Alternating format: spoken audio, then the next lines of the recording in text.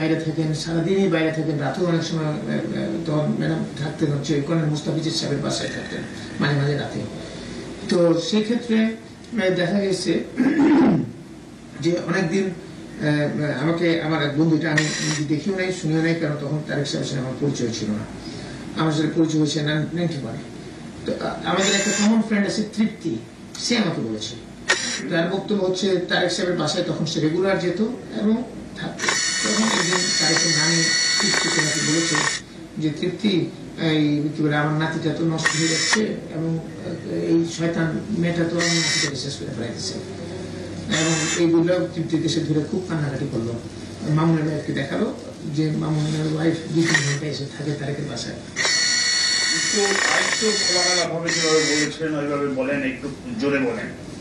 যে তারেকের বাসায় প্রায় সময় মামুনের ওয়াইফ আসতো এবং মামুনের মানে তারেকের রুমে যেত, 2-3 ঘন্টা থাকতো এবং থেকে চলে যেত। তো এটা মানে তারেকের নানি এটা বোধহয় উনি নোটিস করেছিলেন এবং নোটিস করে এই জিনিসটা ওনার নোটিসে আসার পরে উনি তৃপ্তিকে একদিন এই কথাটা বলছেন, মানে একটু কান্না কান্না ভাবে এগুলো যে আমার নাতিটা তো নষ্ট হয়ে যাচ্ছে এবং এই শয়তানটা মেয়েটা তো এসে আমার নাতিটাকে শেষ করতেছে। এর বাহিরে যেগুলো বলেছিলেন যে বাহিরে বিভিন্ন আড্ডায় বিভিন্ন জায়গায় এবং বিদেশে, আচ্ছা এখানে আর বাইরেও হচ্ছে, এখানে বিদেশে যত উনি যখন যান তখন বিদেশেও আমরা শুনেছি যে বিশেষ করে মালয়েশিয়া বাদল একজন আছে, তো সে নাকি মানে আপনার এই সমস্ত সাপ্লাই টাপ্লাই দিত এবং হোটেলে তারেক সাহেব এই সমস্ত কাজ টাজ করতো। এইসব আমরা শোনা কথা, এটা আমরা শুনেছি। মানে এটাকে আরো অনেকেই বলে এই কথাগুলোকে। আর কোকো সম্বন্ধে কিছু বলবেন? কোকো সম্বন্ধে আমাদের ইমপ্রেশন মানে এজ এ ম্যান তারেক সাহেব ওয়াজ much more better human being এবং তারেক সাহেব মানে ব্যবহার অনেক অনেক ভালো কোকোর এবং কোকো সাহেবের খুব রুড এবং সবার সাথে খারাপ ব্যবহার করছেন, প্রায় সকল মন্ত্রীকে উনি বোকা বাসা করছেন যারা মানে একটু ইয়াংদের বা মানে একটু মানে সবসময় একটা ক্ষমতা দেখাতে চান। বাট তারেক সাহেবের টোন ছিল রিকোয়েস্টিং টোন আর ওর টোন হচ্ছে commanding tone, something like that. আর এদিকে কোকো সাহেবের চরিত্র যতটুকু আমি জানি বা ওর সাথে আমি মিলামেশা করতাম না, বাট আমি আমরা বাইরে থেকে যতটুকু শুনেছি ওর নিজস্ব সার্কেল ছিল, সে 5 জন বন্ধু বান্ধব খুব ঘনিষ্ঠ বন্ধু, সেই লেভেলে সে এই মডেল তারকা যারা আছে তাদের সাথে সে মানে তাদেরকে ব্যবহার করত। বাট এটা তো আমরা শুনেছি যে তারেক সাহেবের একটা অহামিকা ছিল, বিশেষ করে যারা আইএসডি ফ্রেন্ড যারা আছে তারা প্রায় সময় বলতেন, আমরা শুনেছি যে সে খুব একটা অহমিকা নিয়ে চলতেন এবং ব্যবহার ভালো করতেন না। কিন্তু আমাদের পলিটিক্যাল লেভেলে কিন্তু আমি দেখেছি ভালো ব্যবহার করতো, কারণ পলিটিক্স মানে পলিটিক্যালি যেহেতু সে পলিটিক্সের অ্যাম্বিশন ছিল তার, সে কিন্তু প্রথম দিকে একটু তার অহমিকা ছিল, কিন্তু পরবর্তীতে হি ওয়াজ সিজন পলিটিশিয়ান। আপনার এই যে বিএনপিতে পরিবারতন্ত্র সম্বন্ধে আপনার মতামত কি? এটা আমি পরিবারতন্ত্র মানে চরম পর্যায়ে গিয়েছে, এটা no doubt on that, no doubt on that. মানে পরিবারতন্ত্র শুধু না, এখানে বড় পরিবারতন্ত্র তো আছে, এখানে কোনো গণতন্ত্র গঠনতন্ত্র কোনোটাই মেনটেন করা হয় না, এখানে নিজের ইচ্ছা অভিপ্রায়টাকেই মানে মানে বাস্তবায়ন করা হয়েছে। এখানে আমাদের যে পার্টির ভিতরে ইনার লেভেলে যে গণতন্ত্র নেই, একক ক্ষমতা চেয়ারপারসনের ছিল এবং চেয়ারপারসন বিভিন্ন প্রতিনিধি সভা পর্যন্ত আগে থেকে হারেস চৌধুরীগুলো ঠিক করতো, সব দুষ্ট লোক ছিল হারেস চৌধুরী, সে ঠিক করতো যে কে কি ধরনের বক্তব্য দিবে, কার এগেন্স্টে বক্তব্য দিবে, ওইটা আগে সে ম্যাডামের সাথে কথা বলে 3-4 জন আমাদের এমপি ছিল, মন্ত্রী ছিল, কিছু আমাদের যখন প্রতিনিধি সভা হয়তো বিভিন্ন ডিস্ট্রিক্ট থেকে সিরিয়ায় বক্তব্য দেওয়া হতো এবং যে কারণে অনেকে কোনো কথা বলতো না। কেউ যদি কোনো মানে মানে সরকারের বা দলীয় ক্রিটিক্যালি কোনো বক্তব্য দিতেন তাকে ধমকাইতো, মানে যাতে অন্য কেউ বক্তব্য দিতে পারত না। তো সেটা তো আছেই। আর পরিবারতন্ত্র যেটা, সেটার মধ্যে আমি দেখেছি যে এখানে বিশেষ করে উনি ওনার বোনকে নিয়ে এসছেন এমপি নমিনেশন দিয়েছেন, মন্ত্রী বানিয়েছেন, ওনার ভাইকে দিয়েছেন, প্লাস ওনার ভাগনাকে নমিনেশন দিয়েছেন। তো এই সমস্ত জিনিস ছিলই, এবং এই জিনিসের জন্য আমরা as a whole Zia Rahman সাহেব যখন ছিলেন ওনার কাছে কোনো পরিবারতন্ত্র পরিবারের কেউই ভিড়তে পারেনি। হি ওয়াজ এ সামথিং ডিফারেন্ট। দুর্নীতির আজ পর্যন্ত আসতে পারেনি ওনার। যখন আমরা দেখেছি, আমি তখন খুব ছোট ছিলাম, আমার ভাই এডিসি ছিল, ওনার কাছে আমি শুনেছি যে একজন ওনার পিএস ছিল, কর্নেল কি নাম যেন, উনি একটা কি ভিসিপি নিয়ে আসছিল, সাথে সাথে ওই ভিসিপি আনার কারণে তাকে চাকরি থেকে বরখাস্ত করে দিয়েছেন, ওনাকে করছেন। এবং বিএনপির একটা ছেলে ভিসিপি ভিসিআর নিয়ে আসছিল, তাকে উনি চাকরি থেকে মানে পার্টি থেকে বহিষ্কার করে দিয়েছিলেন। তো এইরকম অবস্থা ছিল এখানে। তো এটা ঠিক উল্টাটা ছিল। By the way, what about the family of Jiaur Rahman? তার কি কোনো আত্মীয় স্বজন নাই এবং ছিল না যে পলিটিক্সে বা সিনে আসার মতো? আমরা তো কাউকেই দেখছি না। এটা আসলে ওনার কোনো ভাই আসতে পারে নাই। আমার ভাই মানে এখানে আমার যেহেতু মনে হয় যে ম্যাডামের আত্মীয় স্বজনটাই বেশি স্কোপ পেয়েছে, যেটা আমরা তো কোনো কথা বলি না, শুনি দেখি, মানে আমরা উই আর অলসো নোটিসড ইট যে জিয়া রহমান সাহেবের যে নিজস্ব ফ্যামিলি থেকে আসেনি।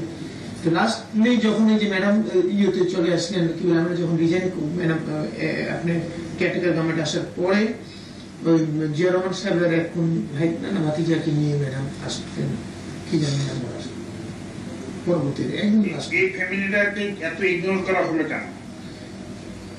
এটা আসলে আমি ঠিক সঠিকভাবে বলতে পারবো না, কিন্তু আমি যতদূর মনে করি ইগনোর করা হয়েছে এক নম্বর, এবং সেটা সঠিক হয়নি বলে আমার একবার মন্তব্য না। আমাদের অনেকের মধ্যে আমরা যারা আছি বিভিন্ন র্যাঙ্ক এন্ড ফাইলের আমাদের মধ্যে আলোচনা করেছি এবং সবাই মানে উই ফেল্ট ইট। এই যে একটা জিনিস, আজকের যে পরিবর্তিত পরিস্থিতি যেটা চলছে, যে ইমার্জেন্সি চলছে, এটার জন্য কি আপনাদের পার্টি দায়ী বলে মনে করেন? আমি তো মনে করি।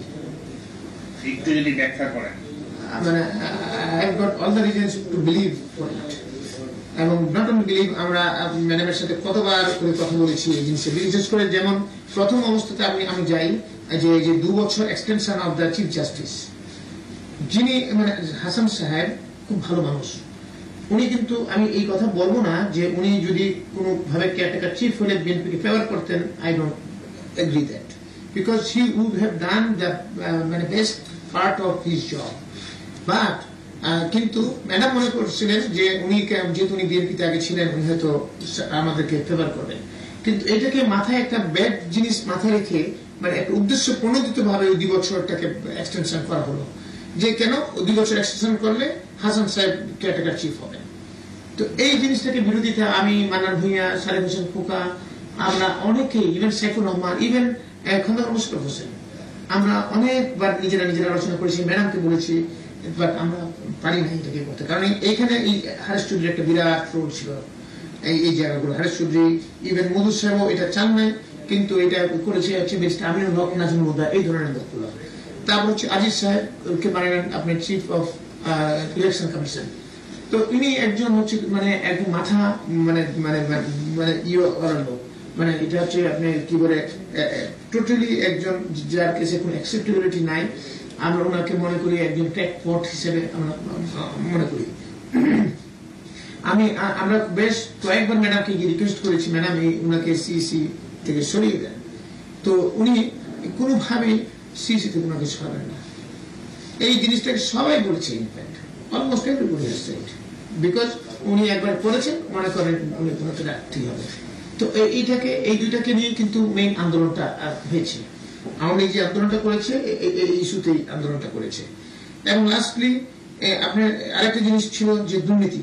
উনিকে আমরা বলেছি, আমি অ্যাটলিস্ট বলেছি, ম্যাডাম আপনি আমাদেরকে কিন্তু যে ইস্যুতে আমরা পাওয়ারে আসছি, ল অ্যান্ড অর্ডার আল্লাহর রহমতে ভালো আসছে, কিন্তু এখন ইস্যু হয়ে গেছে দুর্নীতি। নেক্সট ইলেকশনে কিন্তু আমাদের দুর্নীতি এবং গুড গভর্নেন্স হচ্ছে আমাদের ইস্যু এসে যাবে, এবং দুর্নীতির মধ্যে এটা কনসেন্ট্রেট। আমরা পর 4 বার দুর্নীতিতে নাম্বার 1 হয়ে গেছি, মানে বিএনপির আমলে এই জিনিসটাকে। এবং আপনি তারা কেস করবে, এবং বিভিন্ন দুর্নীতিবাজ মন্ত্রীদের কথা পত্রিকা হরামেশা উঠতেছে। সেখানে আমরা কোনো, আপনি যদি কিছু সিম্বলিক কিছু না করেন তাহলে তো এটাকে আমার মনে হয় খুব খারাপ অবস্থা হবে। অনেকেই বলেছি এটাকে ইন্টেলিজেন্স এজেন্সি থেকে যতগুলো প্রধান ছিলেন, আমার সাথে ওনারা শেয়ার করতেন আমার সাথে ওনাদের ভিউজটা, ওনারা আমাকে বলেছেন এবং আমিও বলেছি, ওনারা জানেন। এবং কিন্তু ম্যাডাম এখানে কোনো স্টেপই নেয়নি, এবং না নেওয়ার কারণে যে দুর্নীতি, আমি মনে করি we have crossed all limit of দুর্নীতি, মানে অতীতের সকল সরকারের লিমিট গুলোকে ক্রস করেছে। এইভাবে দুর্নীতিবাজ কয়েকজন মন্ত্রী এমপির নাম বলেন না। দুর্নীতিবাজ এমপি মন্ত্রীদের মধ্যে যেমন নাজমুল হুদা, সাজাদ সিরাজ, তারপর হচ্ছে মির্জা আমিনুল হক, তারপর হচ্ছে আপনার এমপিদের মধ্যে হচ্ছে আমাদের ফজলুল হক মিলন, তারপর হচ্ছে নাসিরউদ্দিন পিন্টু, মির্জা আব্বাস, মিন নাসির, আরো আছে অনেক বলা যাবে। এটা অনেক বলা যাবে। এই যে ইলেকশনের জন্য যে আপনারা গো ধরে থাকলেন যে ইলেকশন করাতেই হবে, যেখানে অনেক ইউএন এর প্রেসার আসলো, বিভিন্ন দিকের প্রেসার আসলো, তারপরও আপনারা এটা একরোখা হয়ে রইলেন কেন? আপনাদের কাছে কি দেশ বড় না পার্টি বড় হয়ে দাঁড়ালো? এটা আসলে ঠিক সেই সময়টায় কিন্তু আমি দেখেছি ম্যাডামের একটা নতুন সার্কেল ডেভেলপ করেছিল, যেটা কিন্তু রাষ্ট্র পরিচালনায় বিগত 4.5 বছরের মধ্যে সেই সার্কেলটা ছিল না। সেই সার্কেলটার মধ্যে ছিলেন আমাদের জনাব সালাউদ্দিন কাদের চৌধুরী সাহেব, জনাব আলী হাসান মুজাহিদ সাহেব, হালু সাহেব। এই তিনজন ম্যাডামের সাথে কিন্তু বসে ম্যাক্সিমাম ডিসিশন গুলো নিতেন, এবং তারপর তারেক সাহেব যেতেন, কিন্তু এই তিনজন হচ্ছে কোর নিত এবং তারেক সাহেবও জয়েন করতেন। এই 4 জনই মেইন লিড ছিলেন, এবং সেখানে মানব ভূঁইয়া সাহেবকেও শেয়ার করা হতো না, সাহেবুর রহমানকেও শেয়ার করা হতো না, সাহেবুর রহমান সাহেবকেও, এবং খন্দকার মোশাররফ হোসেন সাহেবকে মাঝে মাঝে শেয়ার করা হতো, এবং খন্দকার মোশাররফ সাহেব এই হটকারিতার মধ্যে ছিলেন, অনেকখানি ছিলেন। তো এখন ইন্দ্রায় কিন্তু এই জায়গাগুলোর মধ্যে ম্যাডামকে অ্যাডভাইস করেছেন। ইভেন যেমন আপনার ওই যে প্রেসিডেন্টকে কেয়ারটেকার চিফ বানানো, সেটাও কিন্তু এই 4 জনে করেছে, এবং এই 4 জনে এই সমস্ত কিছু করেছে। এবং এটাই কি আপনাদের সাপোর্ট ছিল? না, আমরা মান্নান ভূঁইয়া, সাদেক হোসেন খোকা বা আমরা মোটামুটি একটা লাইনে ছিলাম। আমরা কখনোই হটকারী কাজের পক্ষে কখনোই আমরা কিন্তু পজিশন নেই, আমাদের পজিশন ছিল এগুলোর বিপক্ষে, এবং ম্যাডামও সেটা জানতেন। এবং এই জন্য আমাদের ভিতরে অনেক সময় এই সমস্ত মিটিং এ যখন হতো আমরা ভিতরে ঢুকতে যেতাম, কিন্তু আমাদেরকে তখন বলে না, পরে আসো, বসে থাকলে তুমি কথা বলবেন, আমি বলে তুমি যাও, একটু এখন টায়ার্ড হয়ে গেছো, বাসায় যাও, রেস্ট করো, এরকম বলতে, যাতে আমাদের সামনে কথা না বলতে চান না। আচ্ছা, আপনাদের এই যে হাওয়া ভবনে আপনারা কয়েকজন মিলে পলিসি মেকিং এ প্রায় সময় বসতেন, এরা কারা কারা ছিলেন? না, পলিসি মেকিং কিন্তু আমরা 2-3টা গ্রুপ বসতো, এটা একই গ্রুপ না, একটা গ্রুপ যেমন ছিল, যেমন শফিক রহমান সাহেব, আমি, তারপর হচ্ছে ছোটনু বসতাম, এবং এখানে মাঝে মাঝে আমাদের ডিজিএনএসএ ছিল রাজাপুর হেদার সাহেব, উনিও আসতেন। তো এটা হচ্ছে একটা গ্রুপ। হাওয়া ভবনে কিন্তু আরো বেশ 2-3টা গ্রুপ বসতো, সেটা হচ্ছে কিছু সচিব যেমন মুফাজ্জল করিম, তারপর হচ্ছে আরো বেশ কিছু সচিব, আরো যেমন আমাদের মাজুদ্দিন স্যার, তারপর এই ধরনের বেশ কিছু আমাদের ইন্টেলেকচুয়াল ওনাদেরকে নিয়ে বসতো, আলাদা ভাগ বসতো। তো তারেক সাহেবকে আমি দেখেছি এরকম 2-3টা গ্রুপে বসতো, আমাদের একটা গ্রুপের মধ্যে এটার একটা গ্রুপ ছিল। আচ্ছা বাইদি ভাই, এই তারেক সাহেবের শিক্ষাগত যোগ্যতা এবং আপনার শিক্ষাগত যোগ্যতাটা কি বলবেন নাকি? আমারটা আগে বলিনি, তারেক সাহেবটা আমি অত ভালো জানবো না।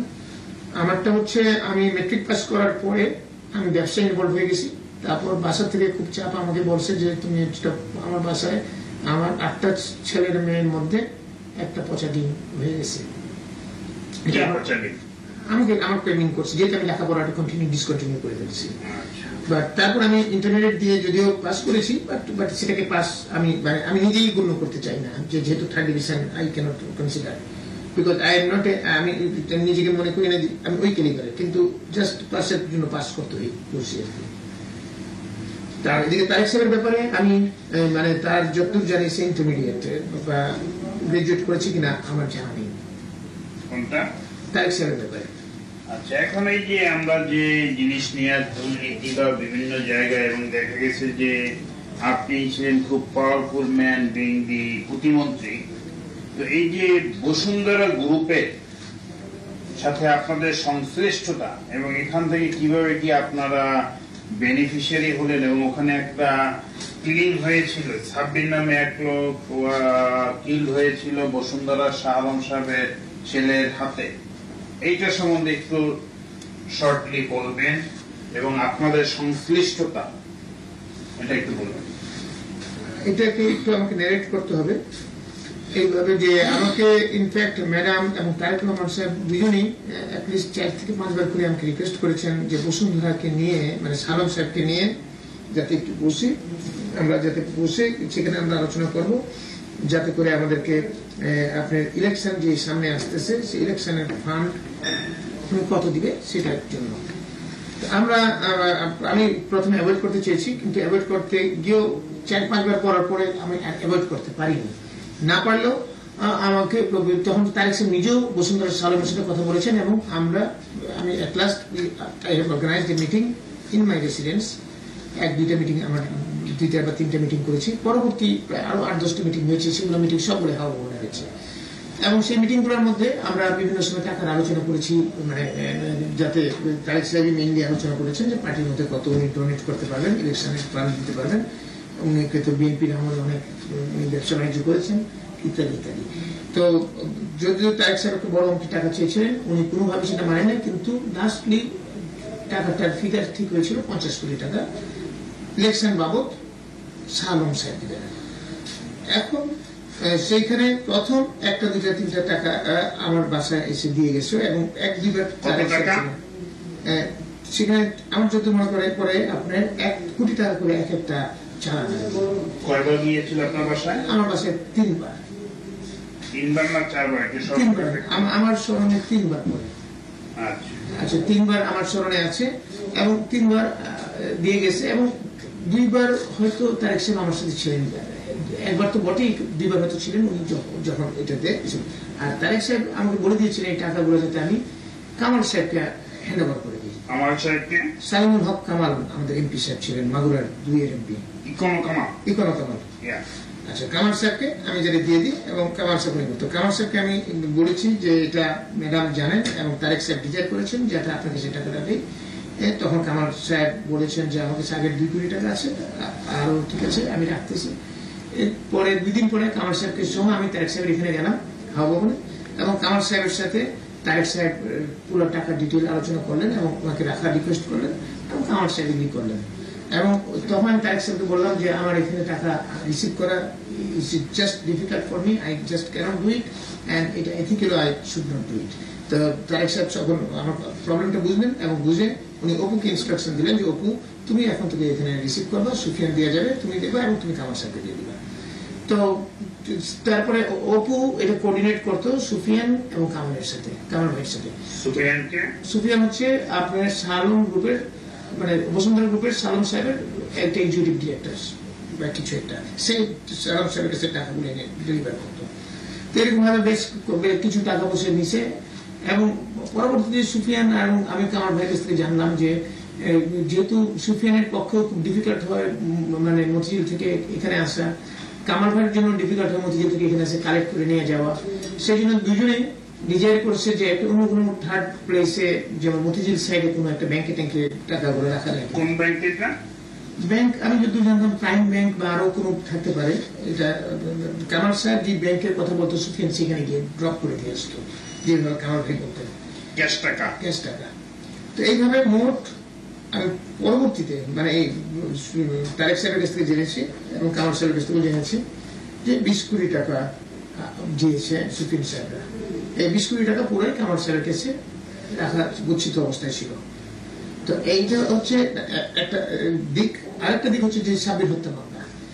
ইন বিটুইন সাব্বির হত্যা মামলা যখন হওয়ার পরেই আমরা কমিটি করে দিয়েছিলাম স্বরাষ্ট্র মন্ত্রণালয় থেকে এটাকে ইনভেস্টিগেট করার জন্য এবং এটা মনিটরিং অন্তর্ভুক্ত করেছিলাম। মনিটরিং আমরা আলোচনা এসেছিল।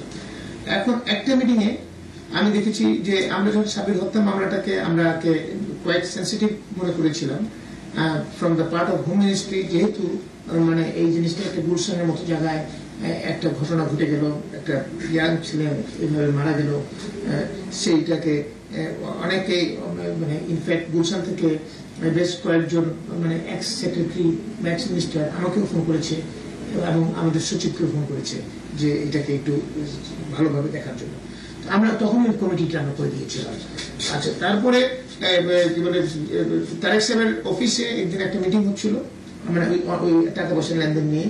সেই মিটিং এর এক পর্যায়ে সেখানে সালম, সুফিয়ান, আমি, তারেক সাহেব, মানে এই চারজনই আমার মনে করে আমরা চারজনই হয়তো ছিলাম আমরা সেই মিটিং এর মধ্যে। সেই চারজনই ছিলাম সেই মিটিং এর মধ্যে। আমি পরে আমি মানে মিটিং এ আমি জয়েন করছি, I am the last man to join in the meeting. তো ওইখানে যাওয়ার পরপরই আমি চেয়ারে বসার পরপরই মানে ইন দ্য ভেরি বিগিনিং বলার সাথে সাথে কি বলে মানে খুব অ্যাগ্রেসিভ টোনে এই কি বলে সারম আমাকে বলতেছে, আপনি একে কয়েকবার বলছি ইমিডিয়েটলি কয়েকবার কিন্তু সে আমাকে রিকোয়েস্ট করেছে টেলিফোনে এবং সুফিয়ানের মাধ্যমে যাতে আমি ওদের কেসটার স্বামী হত্যা মামলাটাকে যাতে ফাইনাল রিপোর্ট দিয়ে দিই। ইভেন তারেক সাহেবকেও বলছে, তারেক সাহেব আমাকে দিয়ে বলছে যে দেখা যায় কি করা যায়, বাবা ভাই একটু দেখেন না কেন, ওরা আমাদেরকে একটু সাহায্য করতেছে, একটু হেল্প করা যায় কিনা। আমি বলছিলাম যে দেখি তারেক সাহেবকে আমি অ্যাভয়েড করতে চেয়েছি। আর এদিক থেকে তো আমরা কাজ করে যাচ্ছিলাম এবং তখন কিন্তু সেটার আগে আমরা সারবের ভাইনাকে আমি ধরে ফেলছিলাম। আমরা সিআইডি পুলিশকে আমি খুব চাপ সৃষ্টি করছিলাম যে আপনার কেসের প্রগ্রেস হচ্ছে না, এবং তখন সিআইডি এডিশনাল আইজি খোদা বসছিলেন, তিনি ওর ভাইনাকে ধরে ফেলছিলেন।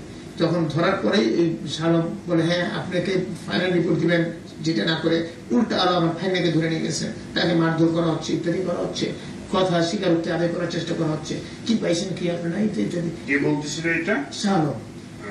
Aggressive tone, very offensive tone, and I took a serious exception of it. I lost my total temper, and আমি চেয়ার থেকে দাঁড়ায় গেছি। দাঁড়ায় গিয়ে with the top of my voice I have started shouted. I have told him that already I have done a favor, that আমি এখনো আপনার অফিসকে আমি লোক পাঠাই, অফিসের লোকজনকে ধরে আনি নেই বা বাসায় আরো অন্য ধরে নেই, just because of madam Tarique Rahman. Because madam Tarique Rahman আমাকে অলরেডি বেশ কয়েকবার আপনার ব্যাপারে বলেছে, but you have crossed all limits now, এবং আপনাকে আমি এখানে কিছু করার নাই, nothing to do with it. এবং এখানে একজন মারা গেছে, আরেকজন মেরেছে, একটা কিলিং হয়েছে, এই ক্ষেত্রে আমি কম্প্রোমাইজ করতে পারবো না। তো আমাকে তারেক সাহেব এই কথা বলার পরে তারেক সাহেবটা আমাকে টেনে টেনে নিয়ে বসাইলো পরে বুঝানোর চেষ্টা করলো, এবং পরে দেখি সুফিয়ান বলে যে এটা আপনি রাগ করছেন কেন, এত উত্তেজিত হয়ে গেছেন কেন, ইত্যাদি ইত্যাদি। পরে সালামও বলে যে ঠিক আছে, আই এম সরি, আপনি রাগ করেন না, ইত্যাদি ইত্যাদি। এরকম ভাবে মিনিমাইজ করার চেষ্টা করলো, করে মিটিং ভেঙে চলে গেল।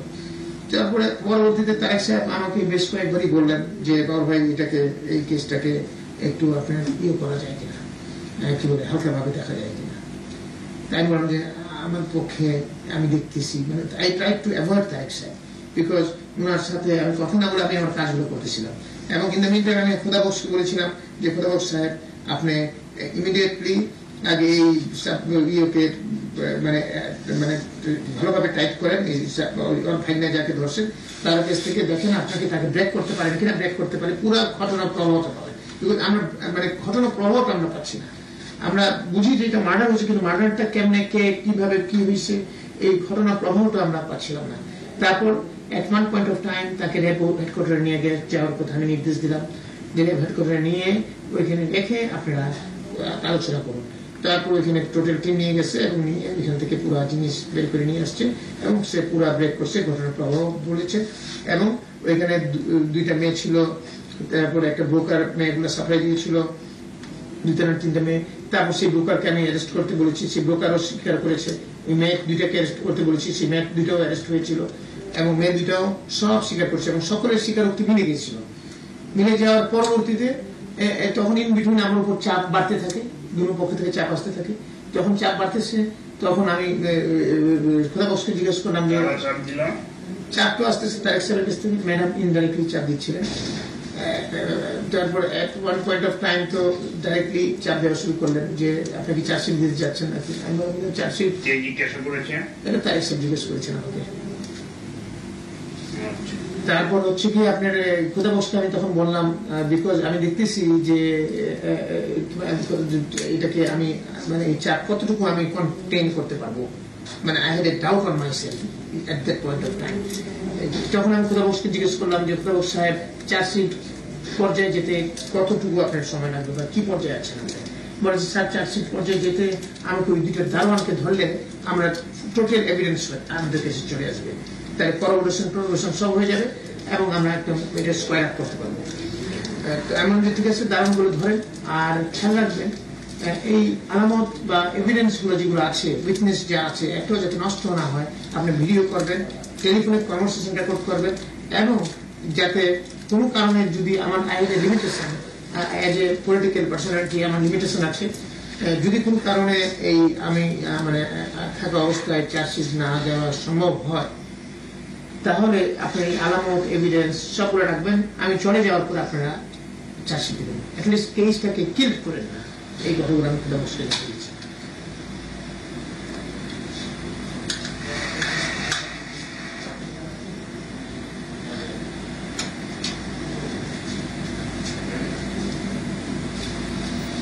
তো এটা গেল, বাট আলটিমেটলি এটা ইয়া হয় নাই। Okay sir, you take water and biscuit, take 2 minutes rest.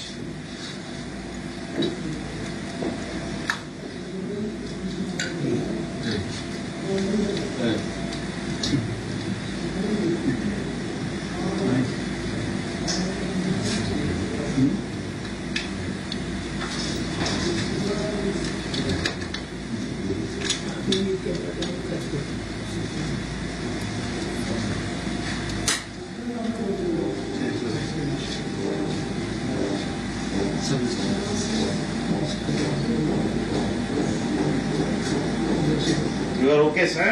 Yes, I am okay.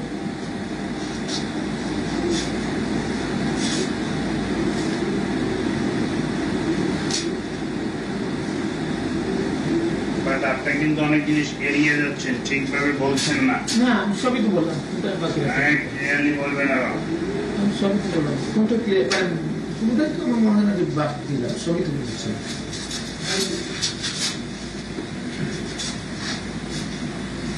ওদের হোমোসেক্সুয়াল কথাটা তো বললেন না। হোমোসেক্সুয়ালটা এটা তো মানে করেন একটা খুবই বুঝছেন না, এটা আমি তো বলছি ধরাধরি করে মুখ করে তমুক করে ধরাধরি করে এগুলো বলছি।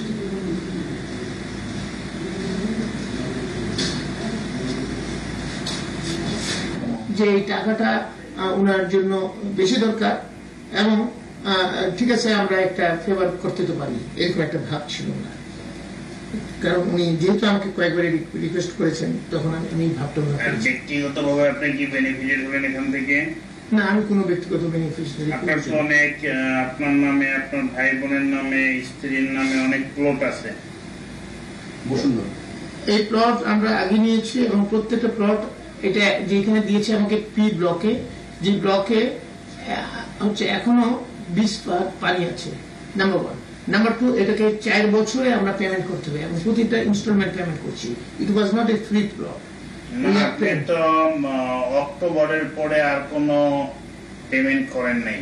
না, পেমেন্ট করেছি না, যেটা আমরা বসুন্ধরার কাগজপত্র দেখেছি আপনার পেমেন্ট একটাও আর করেন নাই। না না, আমার কাছে ডকুমেন্ট আছে, তো আমার অফিসে ডকুমেন্ট আছে, আমরা আরো বেশ কয়েকটা পেমেন্ট করেছি। এখানে স্যার এটা তো গেল, আর আপনি স্বরাষ্ট্র মন্ত্রী থাকাকালীন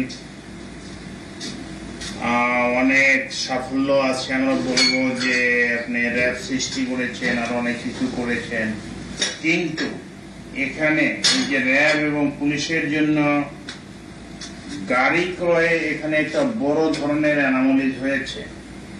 এইটা করার কারণটা কি এবং এতে আপনারা কে কিভাবে বেনিফিটেড হয়েছেন?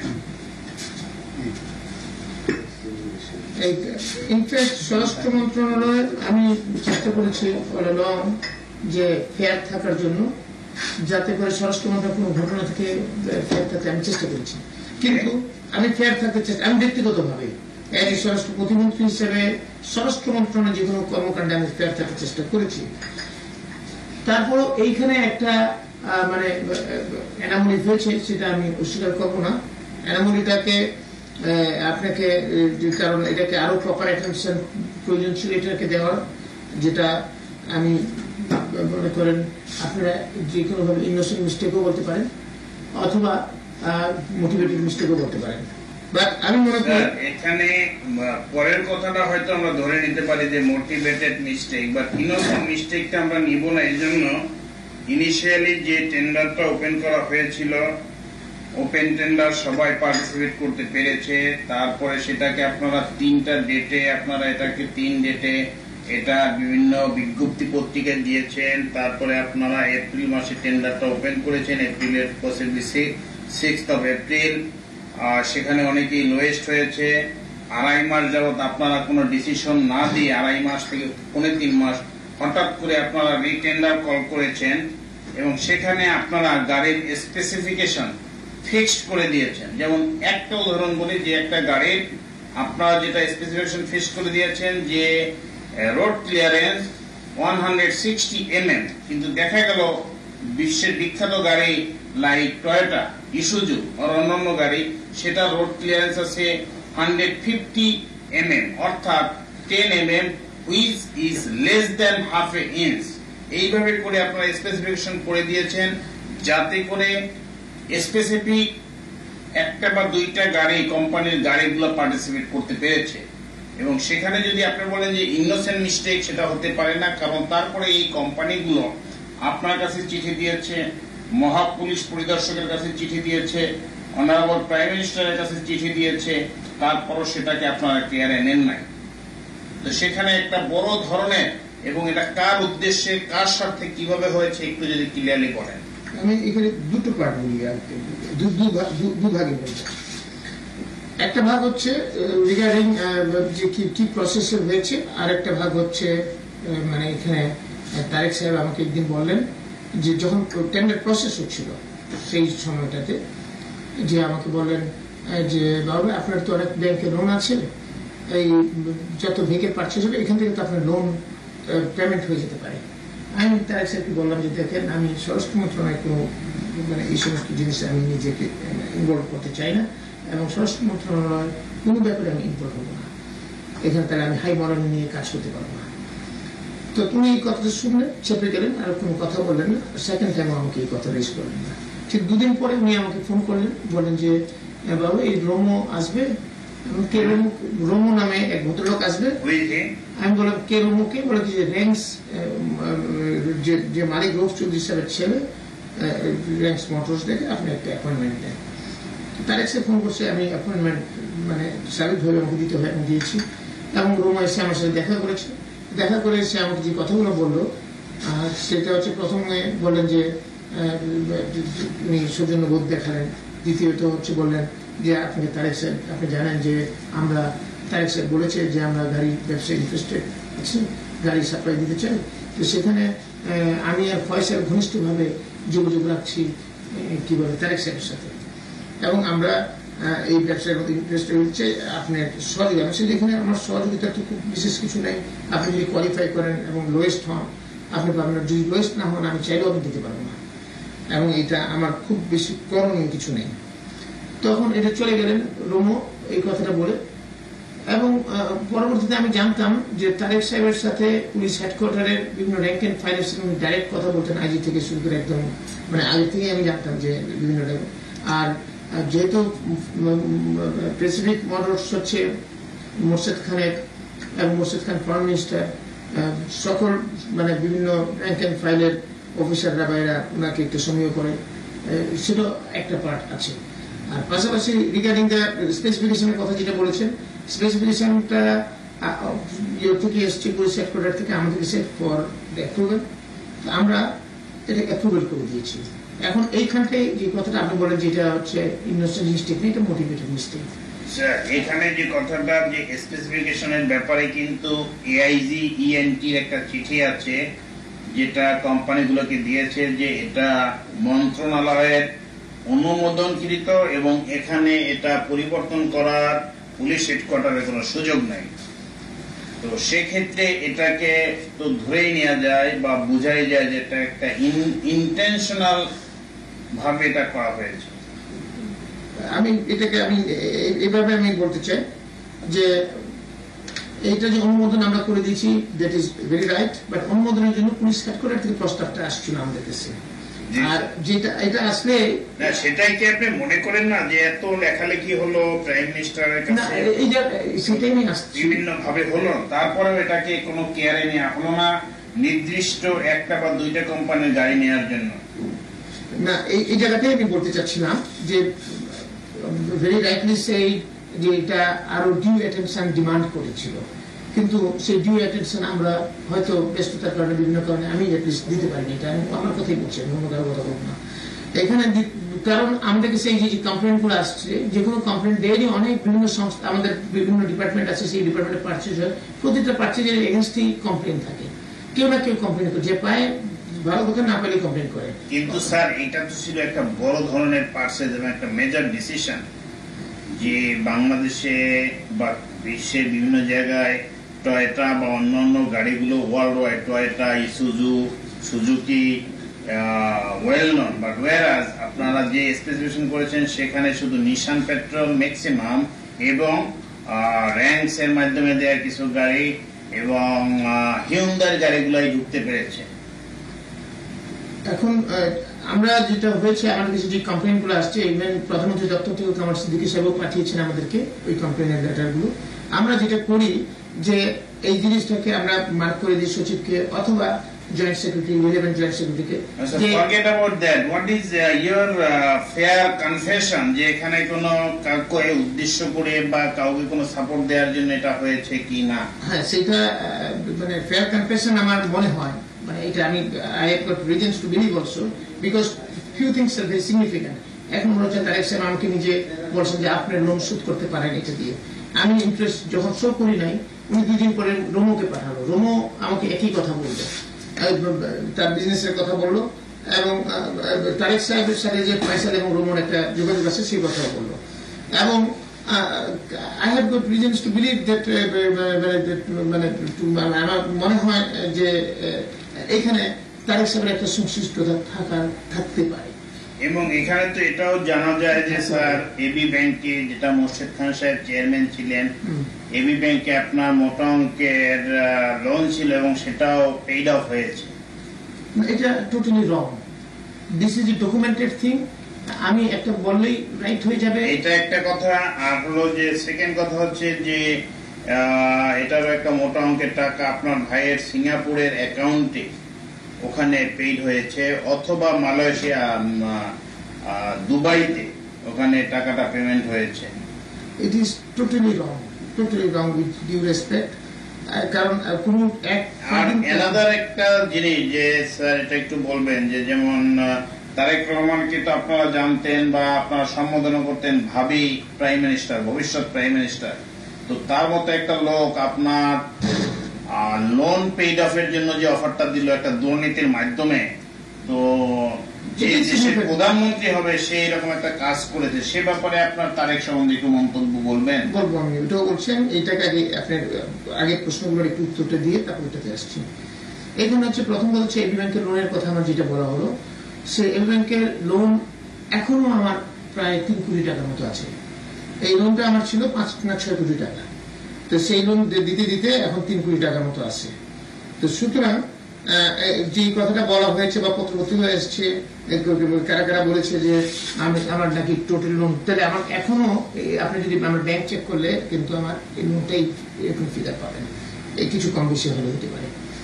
তো this is one point. Second point হচ্ছে মালয়েশিয়া বা সিঙ্গাপুর বা দুবাই আমাকে 1 ফার্দিং টাকাও আমি রিসিভও করি নাই, বা আমাকে কেউ দেয় নাই, বা আমি নেওয়ার আগ্রহ প্রকাশ করি না।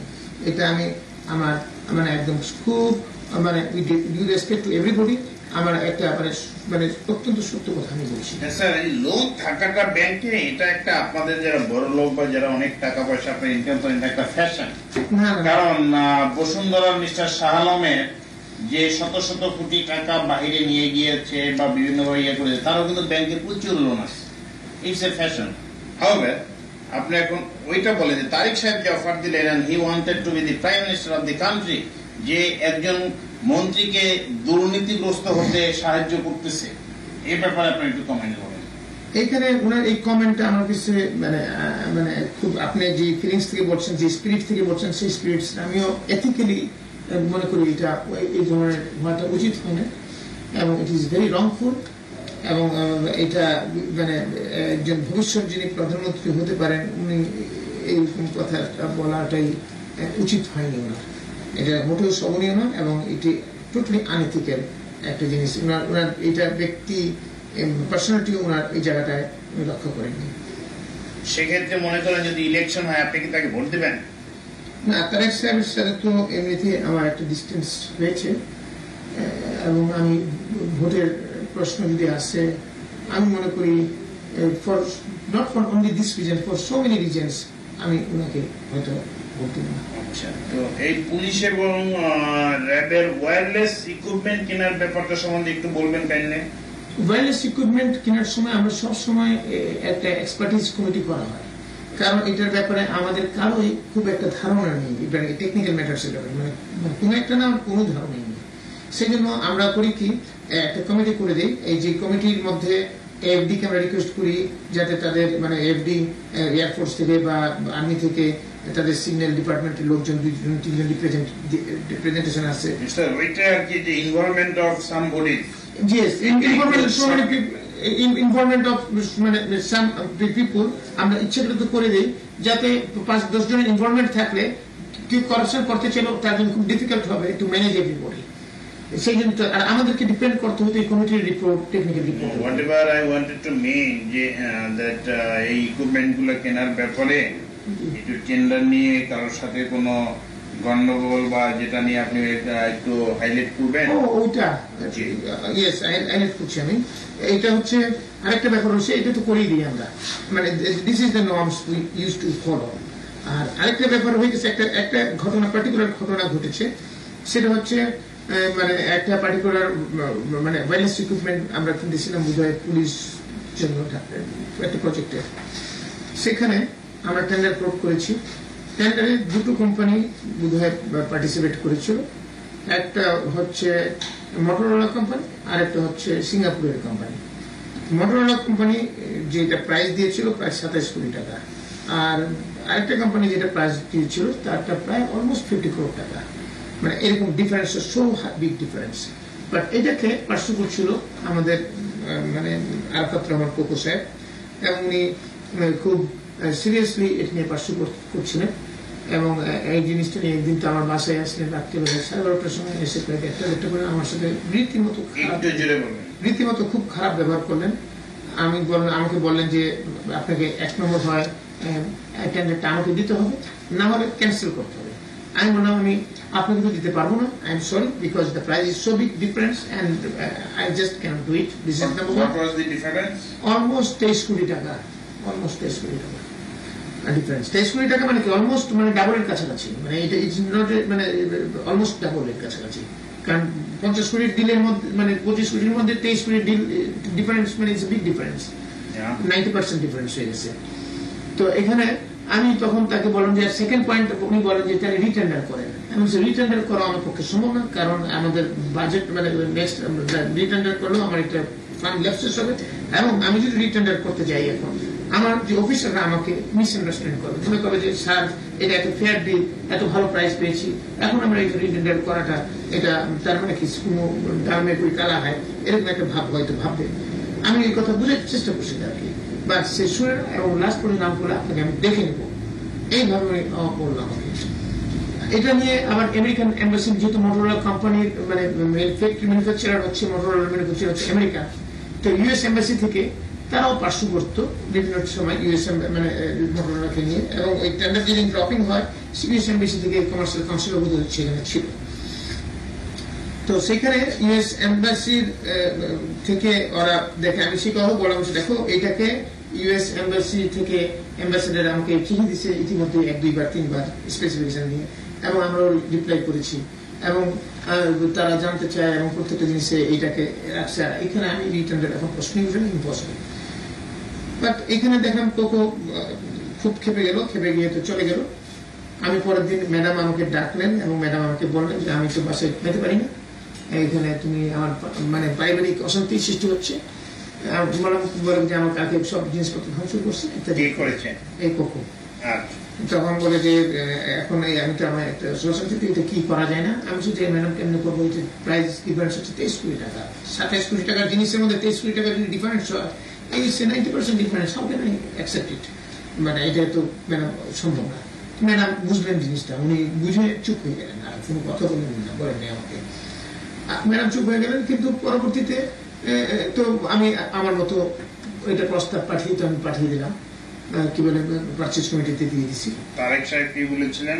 তারেক সাহেব আমাকে বলেছিলেন, উনি আরেকটা ইস্যুতে বলেছিলেন, এটা না, উনি অন্য আরেকটা ইস্যুতে বলছেন যে বাবা ভাই আমাদের বাসায় তো আপনি একটু ঝগড়া লাগাই দিচ্ছেন, কোকোর কোন কাজ আপনি করেন না, এবং সে তো আমাদের বাসায় অশান্তি নিয়ে আসছেন, আপনি একটু কোকোর কাজগুলো থাকলে একটু করে দিয়ে নেন, কারণ কোকো তো কথা কারো শুনে না, জিনিসপত্র ভাঙচুর করে ইত্যাদি ইত্যাদি, এরকম কথা।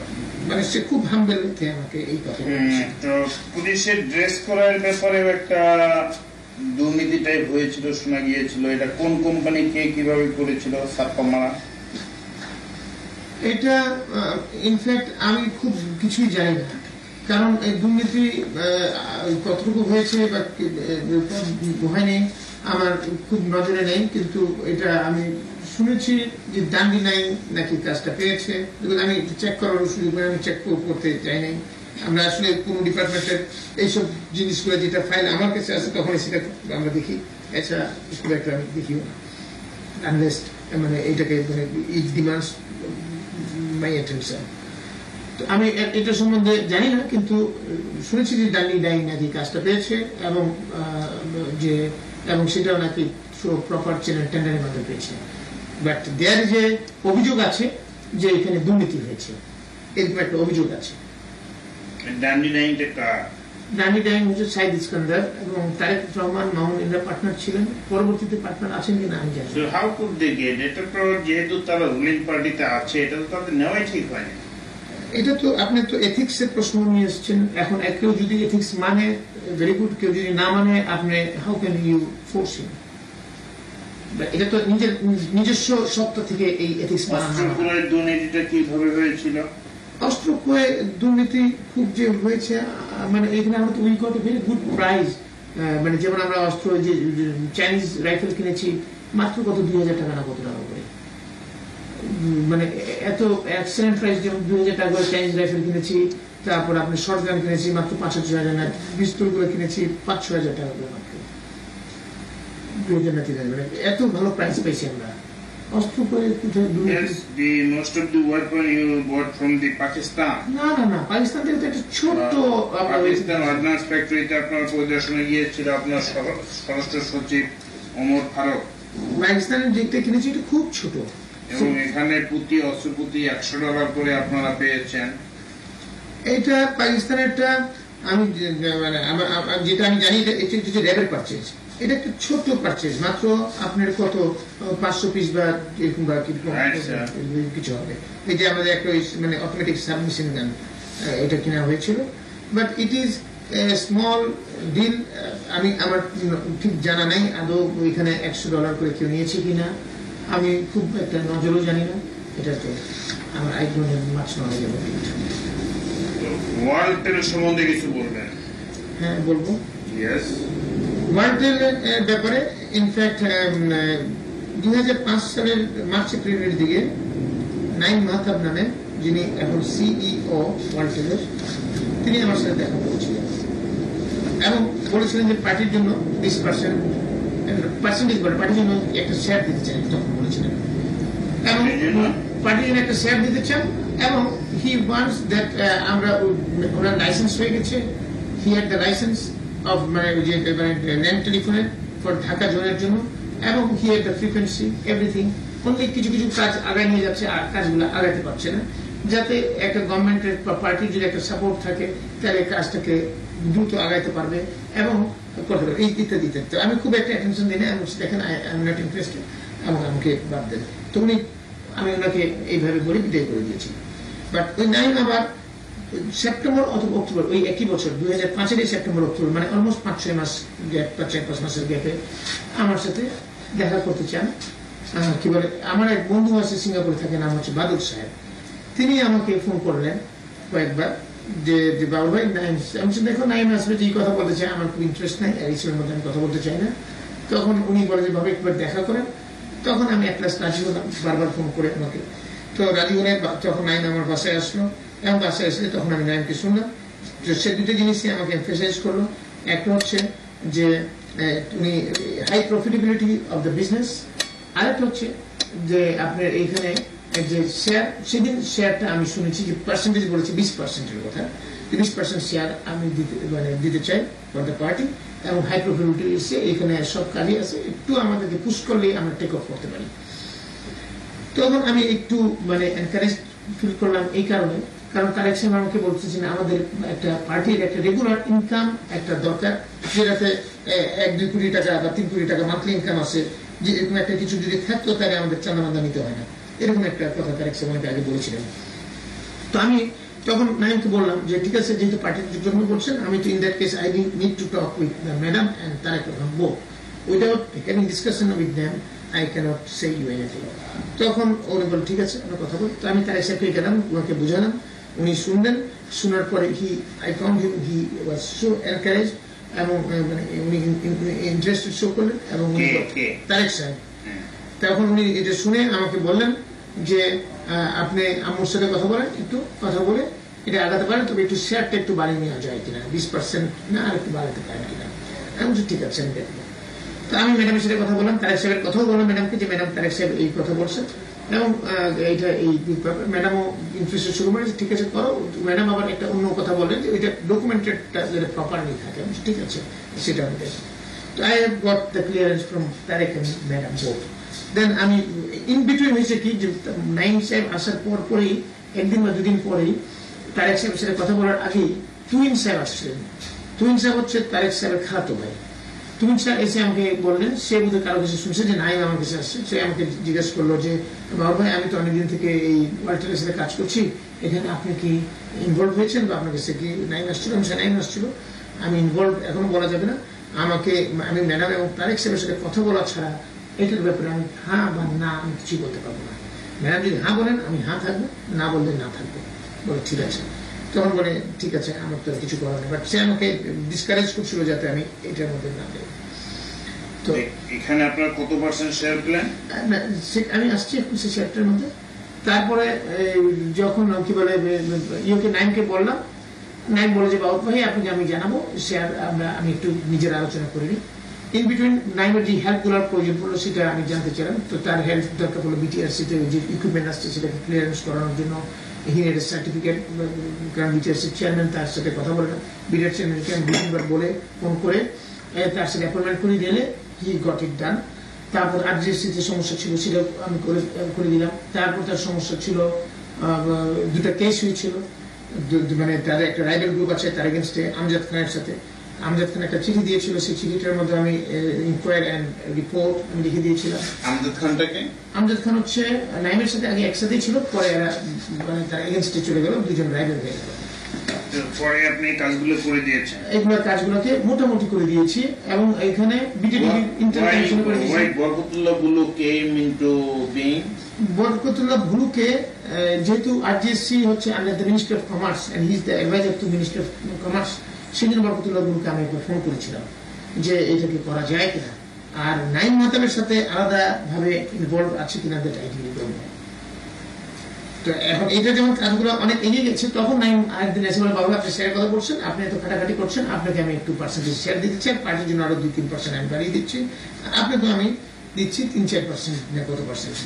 তখন আমি বললাম যে দিচ্ছেন যখন এত এত ইয়ে দেবেন কেন, আরো একটু বাড়ানো যায় কিনা, আমারটার কথা বললাম।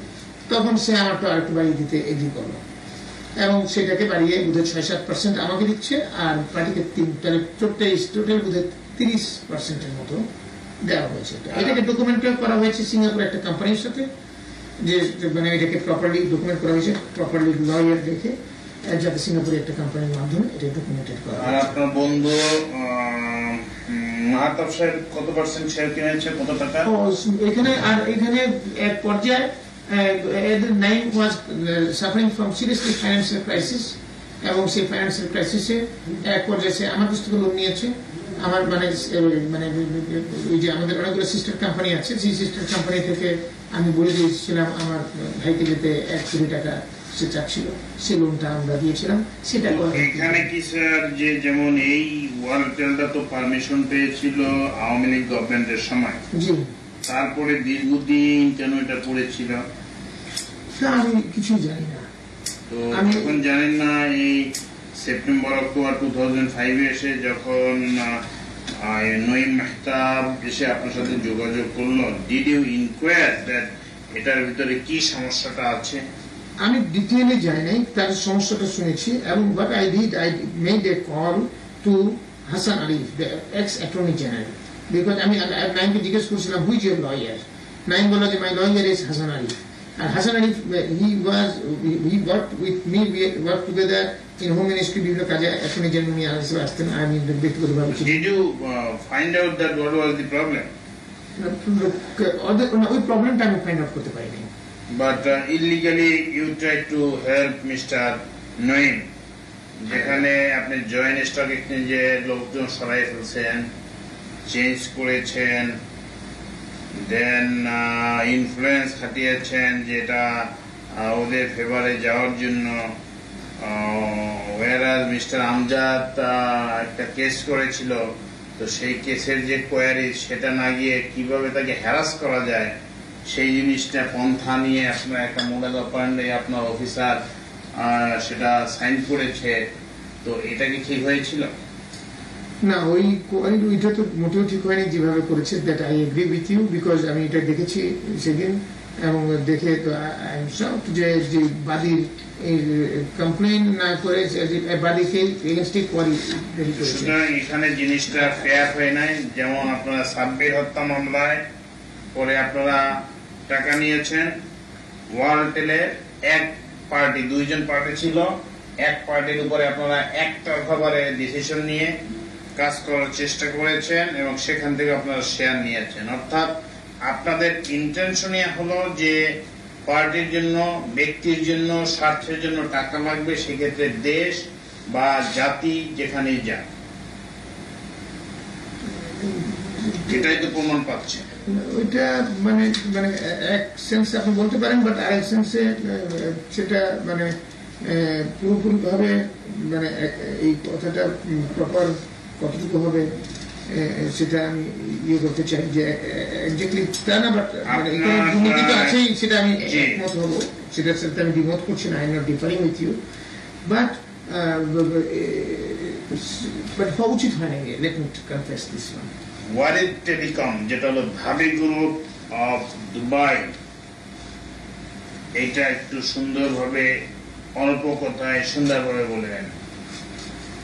এটা হচ্ছে আপনার দীর্ঘদিন থেকে এই ধাবি গ্রুপ এনেছে হচ্ছে আমাদের রবি সাহেব, এবং রবি সাহেব কপুকে ইনভলভ করেছে। তো রবি কপু ওয়াজ দ্য এজেন্ট, আরেকদিকে এজেন্ট ছিল নাসির রহমান। তারা কাজ করছিল, কিন্তু ধাবি গ্রুপের সাথে সমস্যাটা মানে তারা চেষ্টা করতে নেগোসিয়েট করতেছিল বিটিআরসির সাথে, যাতে মানে যদি বিটিআরসিও চাচ্ছে মতো একটা টেন্ডার করবে, টেন্ডারে একটা মানে মোবাইল নতুন অপারেটর কোম্পানি দিবে, মানে লাইসেন্স দিবে। তো এখন বিটিআরসির চেয়ারম্যান ওমর ফারুক ছিলেন, উনি এই চাচ্ছিলেন যে এই আমরা লাইসেন্সকে কোনো ফিজ নেওয়া হয় না, আগে যে গ্রামীণ তারপর হচ্ছে সেবা, এটা আমরা জানি। এখন আপনি শুধু বলবেন এটার ভিতরে কোথায় কি দুর্নীতিটা হয়েছে, কোথায় কে কতটুকু পেয়েছে। দুর্নীতিটা তো হয়েছে আপনার এখানে টোটাল $15 মিলিয়ন তারা দিয়েছে। এই টাকাগুলো কিভাবে কে কত নিয়েছেন আপনারা? এখানে $15 মিলিয়ন মধ্যে প্রথমে এখানে ফার্স্ট অফ অল নবী সাহেবকে এবং আমাকে $1 মিলিয়ন দিয়েছেন। আমি let me start from my side. তারপর দ্বিতীয়ত, এবং আপনারটা কোথায় গেল টাকা? আমারটা সিঙ্গাপুরে গেল, এবং সেখান থেকে সিঙ্গাপুরে কার অ্যাকাউন্টে? সিঙ্গাপুরে একটা কোম্পানি অ্যাকাউন্টে আমি নিয়ে এসেছি। এই কোম্পানিটা কার? কোম্পানিটার মালিক, এটা is limited, private limited company, এবং এখানে মালিকানা 5-7 জন আছে। এবং কে কে আছে নাম আমি সবের নাম জানি না। আপনার কত পার্সেন্ট আছে? এখানে আমার কোনো পার্সেন্টেজ নেই, আমার ভাইয়ের পার্সেন্টেজ আছে এই কোম্পানিতে। মানে আপনার ভাইটাই আপনার? হ্যাঁ, ভাইটাই আমার।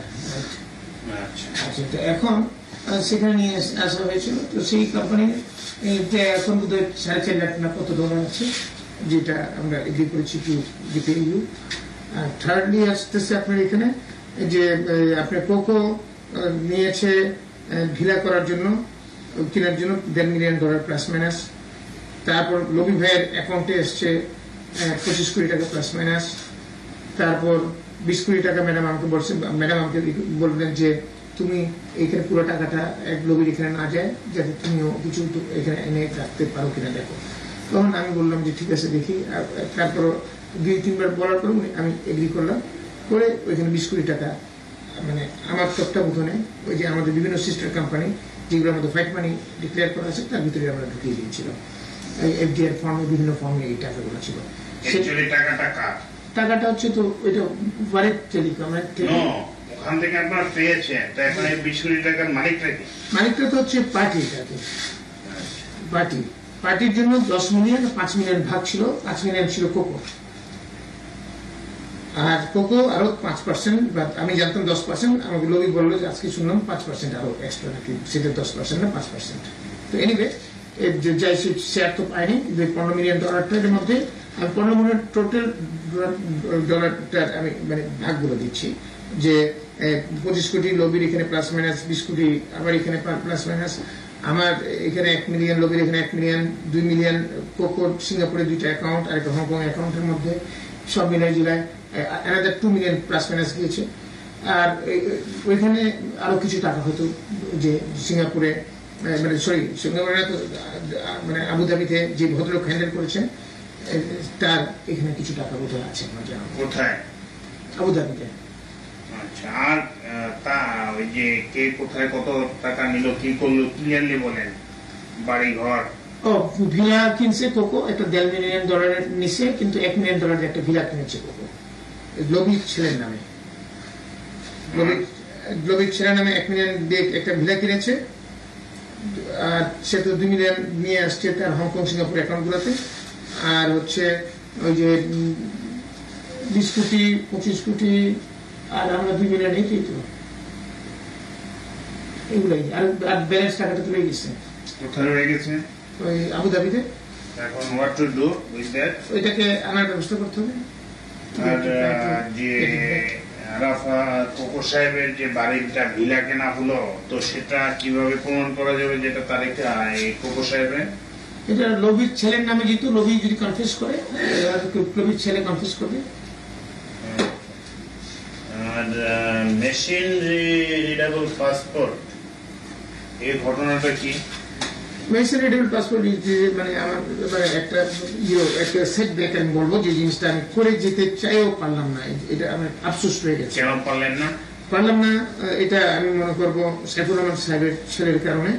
সাইফুর রহমান সাহেব এটাকে আগাতে দেয়নি, কারণ এটাকে প্রথম দিকে উনি খুব ইন্টারেস্টেড ছিলেন। আমরা তো এটা আমি অনেক লম্বা স্টোরি, এত লম্বা স্টোরি আমি ছোটবেলা বলছি, যে আমরা ন্যাশনাল কমিটি করে দিয়েছিলাম, যেখানে বিভিন্ন সংস্থাদের থেকে রিপ্রেজেন্টেটিভ নিয়ে এই বড় কমিটি বিভিন্ন ইউনিভার্সিটি থেকে মানে রিলেভেন্ট ডিপার্টমেন্ট প্রফেসরদেরকে নিয়ে সেই ন্যাশনাল কমিটি কানাডা গেছে, সিঙ্গাপুর, মালয়েশিয়া বিভিন্ন দেশ ঘুরে এসে আমাদেরকে 5-6 মাস 1 বছর পরে 8-9 মাস পরে আমাদেরকে একটা রিপোর্ট মোটা আগে করে দেওয়ার পরে আমরা ন্যাশনাল ইকোনমিক কাউন্সিলে নেই, এটাকে ঠিক করে নিয়ে আসি।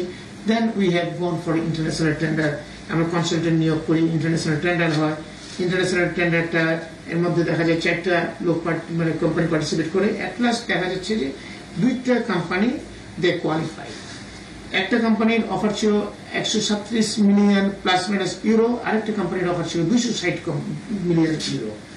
137 মিলিয়ন ইউরো যেটা আছে, আমরা পুরো কাগজপত্র নিয়ে রেডি করে মানে আমরা এই যে পারচেজ কমিটিকে প্রস্তাবটাকে নিয়ে যাই, এবং পারচেজ কমিটিতে যখন নিয়ে যাই তখন দেখা যায় যে সাইফুর রহমান সাহেব খুব ইন্টারেস্টেড ছিলেন যে মানে এটাকে থ্রু করানোর জন্য, কারণ it is such a good project. এখানে শুধু যে ন্যাশনাল পাসপোর্ট তা না, we were doing the national ID as well as national visa and passport. এবং আমাদের এই প্রোগ্রামটা ছিল 3.5 বছর থেকে 5 বছরের মধ্যে আমরা বাংলাদেশে অলমোস্ট 12 থেকে 13 কোটি আমরা ন্যাশনাল আইডি দিয়ে দিব। That was the program. এবং এইখানে কি বলে এনআরডি একটা নতুন ডিপার্টমেন্ট হবে, আমরা পাসপোর্ট ডিপার্টমেন্ট থেকে লোক নিয়ে আসবো ইত্যাদি ইত্যাদি। তো কিন্তু যেদিন পারচেজ কমিটি মিটিং হবে সেদিন দেখা যায় যে অর্থমন্ত্রী মহোদয় মিটিং এ আসলেন, এবং এসে মিটিং স্টার্ট করার আগে উনি একটা বক্তব্য দিলেন, অলমোস্ট 10 to 15 মিনিটস বক্তব্য, এবং বক্তব্যের মধ্যে পুরোটাই মিশন টেবিল পাসপোর্ট এই প্রস্তাব নিয়ে, এবং উনি টোটালি এমন একটা নেগেটিভ ইমপ্রেশন ডেভেলপ করলেন যাতে বিভিন্ন সদস্যরা বুঝে নিয়েছেন যাতে এইটার পক্ষে আর কথা বলা যাবে না। বিশেষ করে ওনার অধীনস্থ মন্ত্রণালয় যেগুলো আছে, যেমন planning minister and finance minister. Planning minister আন্ডারে আইএমডি থাকে, অনেকগুলো ডিপার্টমেন্ট আছে, তারা থাকে, তারপর হচ্ছে ইয়ারডি লোকজন থাকে, প্ল্যানিং মিনিস্ট্রি থাকে, এরা সবগুলো এসে এটাকে যাতে ওনাদের বিগ বস যেহেতু বলছেন আগে থেকে নেগেটিভ পজিশন নিয়ে থাকে, তো স্বাভাবিকভাবে উনার নেগেটিভ পজিশনের কারণে উনি বেশ কিছু মন্ত্রীও নেগেটিভ পজিশন নিয়েছে। আমি চেষ্টা করেছি এটাকে আমার প্রেজেন্টেশনটা করে এটাকে সেল করার জন্য আইডিয়াটাকে, যেটা দরকার এখানে প্রতি বছর 2000 কোটি টাকা গভর্নমেন্ট রেভিনিউ আর্নিং পাবে, পাশাপাশি ন্যাশনাল আইডি হয়ে যাবে। এই national ID will help the nation as a whole. Election Commission কাজে রাখবে, it will support the security of the government, it will stop the pilferage of the বিভিন্ন forgeries. এইটা রাখেন, এখন কথা হচ্ছে জিনিসটা হলো না, কোন জায়গায় দুর্নীতিটা হলো, কার কার ইনভলভমেন্টটা ছিল সেটা বলেন। আচ্ছা, এখানে দুর্নীতিটা যে জায়গাটায় আছে এখানে হলো না, সাইফুর রহমান সাহেব এটা আটকিয়ে দিলেন, এবং এখানে আমরা যতদূর জানি এটার পিছনে ছিলেন ছোটন এবং কোকো আর ছোটন, ওই ইয়েটার পিছনে এটার পিছনে, কারণ তারা আমাকে কয়েকবার বলেছে। এক নম্বর। দ্বিতীয় নম্বর হচ্ছে হলো না যে কারণে, সেটা তো উনি যে দুইটা পয়েন্টে হলো না, যে দুইটা পয়েন্টের কারণে করো না, সেই দুইটা পয়েন্টে কিন্তু ভ্যালিডিটি করে না। এক নম্বর উনি বলেন যে এটাকে ক্যাবিনেট নিতে হবে। আমরা বললাম যে ক্যাবিনেট নেওয়ার কোন কারণে নাই, কারণ এটা ন্যাশনাল ইকোনমিক কাউন্সিল কমিটি কর্তৃক অ্যাপ্রুভ হয়েছে, প্রাইম মিনিস্টার সাইন আছে, সুতরাং it is enforced by the cabinet, এটা কোন প্রয়োজন নাই। তেমন উনি বলেন যে এটা সিটিজেনশিপ, তোমার কি বলে, এটা আইডি কার্ড করতে গেলে ক্যাবিনেটে নিতে হবে, এমন সিটিজেনশিপ অ্যাক্ট পারমিট করে, সেটা উনি ধরে। তারপর আরেকটা বলেন যে ওনাকে ফান্ডের জন্য আমরা চিঠি দিয়েছি, তখন আমার জানা ছিল না যে আমরা আগে একটা চিঠি দিয়েছিলাম, উনারা রেসপন্ড করেন নাই, বাট আমরা চিঠি দিয়েছিলাম। তার মানে উনি যে দুইটা পয়েন্টে আটকালেন, সেই দুইটা পয়েন্টই মানে ভ্যালিড না, আমি সেটাই কারণ এই এক্সপ্লেনেশনটা দিলাম। আর পরবর্তীতে আমি জানতে চেষ্টা করলাম, যেহেতু এটা হলো না, আমি ওনার থ্রু হিজ পিএস আমি অন্য মানুষ লাগিয়ে জানার চেষ্টা করলাম যে কেন উনি হঠাৎ করে চেঞ্জ হলেন কেন। কারণ উনি তো, আমি যখন ফোনে কথা বলি, মিটিং এর ডেট নেই, তখন তো উনি খুব এনকারেজ ছিলেন এবং পরে চেঞ্জ। তো ওনার পিএস এর মাধ্যমে আমি এটাকে জানলাম, মানে অন্য একটা থার্ড পার্সনের মাধ্যমে জানলাম যে উনি যখন গাড়ি করে, সেদিন উনি সিলেট থেকে আসছেন, এসে ট্রেনে এয়ারপোর্টে নেমে গাড়ি করে আসতেছেন, তখন টনি ফোন করেছিল, ওনার ছেলে, বড় ছেলে নাসির রহমান, এবং ওনাকে মানা করছে to stop this project and not to allow to go through. কেন?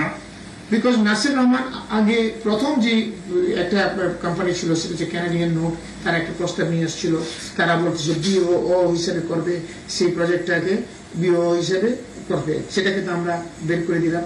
তখন তারা ওই টেন্ডারে পাঠিয়েছে, টেন্ডার ডিসকোয়ালিফাই হলো। তারা চাচ্ছিল যেহেতু নাসির রহমান তার শেয়ার পাবে না, তার বিজনেস ইনভলভমেন্ট নাই, সেই জন্য এটা স্টপ করছে, আর কিছু না, সিম্পল এজ দ্যাট। টেলিটক সম্বন্ধে কিছু বলেন।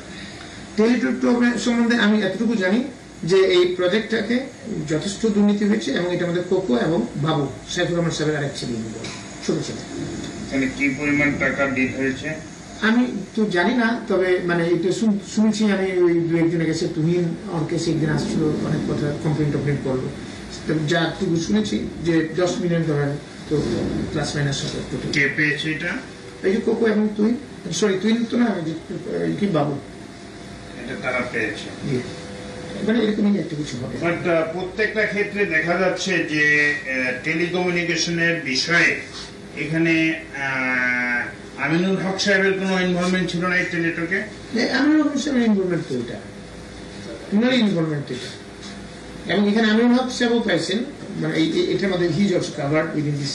কি পরিমাণ পেয়েছে আমি জানি না সেটা।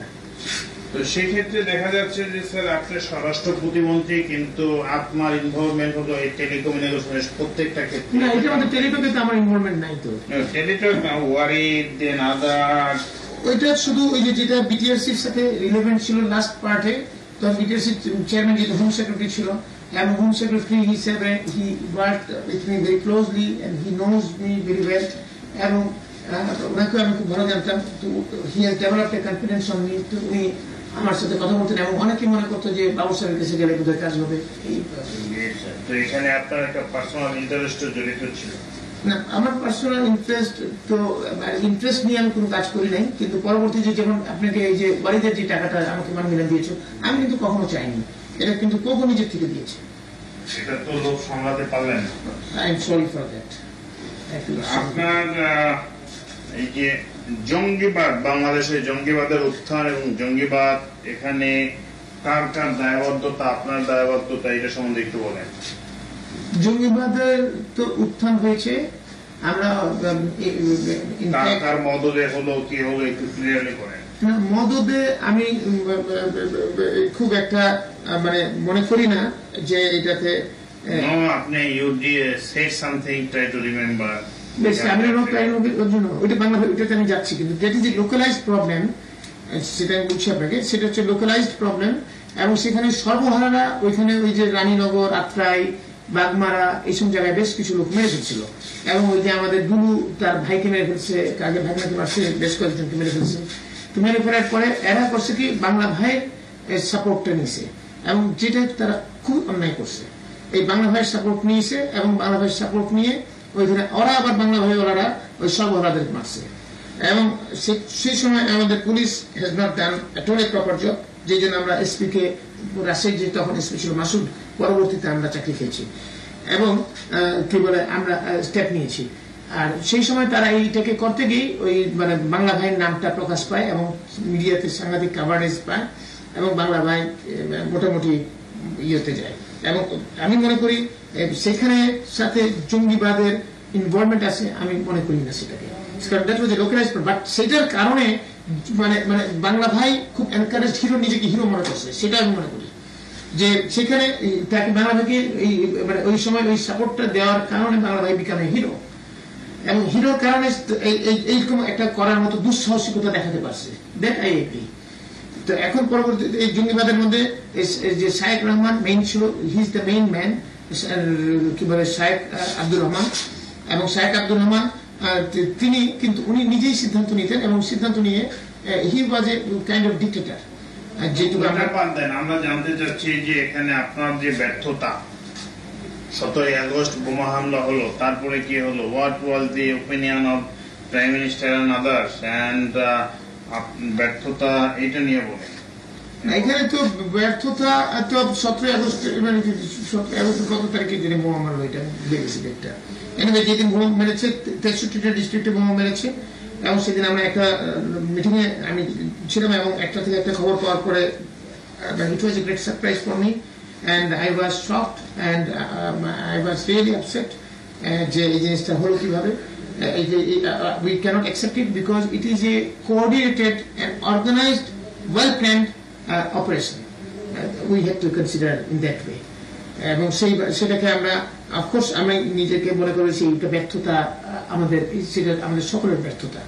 এটা আমার এবং সেই ব্যর্থতার মধ্যে I should be the number one because I being the home minister I have to be the number one. সেটা আমি তো অ্যাকসেপ্ট করি। আর দ্বিতীয়ত আসতেছে প্রাইম মিনিস্টার তখন চায়না ছিলেন, উনি চায়না থেকে আসার পর ওনাকে আমরা আসতে বলেছি, উনি চলে আসছেন। আসার পরে আমি দেখা করতে যে কথা ছিল, আমরা আলোচনা করে রেখেছিলাম যে I should be the first man to meet her and give the total explanation, কয়দিন ধরা পড়েছে, কি হয়েছে না হয়েছে ইত্যাদি।